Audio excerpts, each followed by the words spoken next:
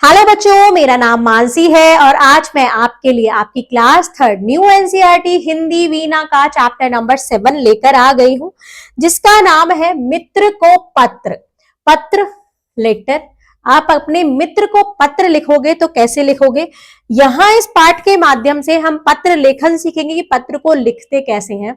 देखते हैं किसने किसको किस मित्र को पत्र लिखा है। प्रिय मित्र अभिषेक, मित्र का क्या नाम है? अभिषेक। तो अभिषेक के लिए पत्र लिखा जा रहा है। सबसे पहले नाम आया है प्रिय मित्र अभिषेक। प्यारे मित्र अभिषेक, नमस्ते। नमस्ते किया है। आशा है कि तुम और परिवार में सभी सकुशल होंगे।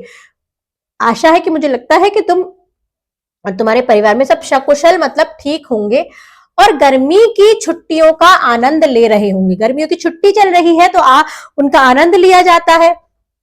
मैं अपनी छुट्टियां मनाने अपने नाना नानी के घर गुवाहाटी आया हुआ हूं। बताता है कि मैं अपनी छुट्टियों में नाना नानी के घर आया हूं गुवाहाटी।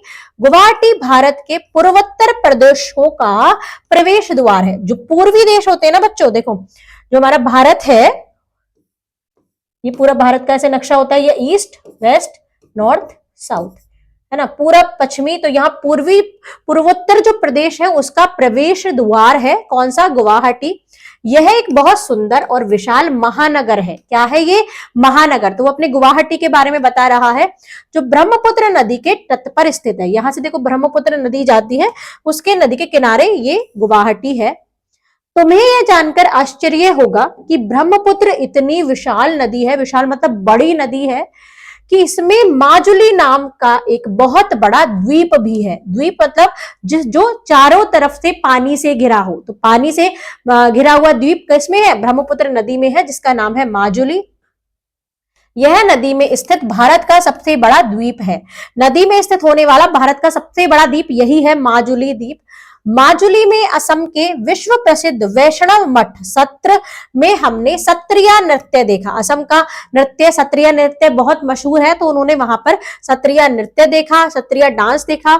यह भारत के शास्त्रीय नृत्यों में से एक है। भारत के शास्त्रीय नृत्य है तो उसमें से एक सत्रिया भी है। गुवाहाटी नगर के समीप नीलांचल पर्वत पर कामाख्या देवी का मंदिर स्थित है। कौन सी देवी? कामाख्या देवी। कहां पर? गुवाहाटी नगर के समीप एक नीलांचल पर्वत है। नीलांचल पर्वत पर ही कामाख्या देवी का मंदिर है। यहाँ पूरे भारत के श्रद्धालु दर्शन करने कहाँ आते हैं? दर्शन करने आते हैं इस कामाख्या देवी मंदिर में। ये देखो मंदिर बन रहा है, के लिए आते हैं।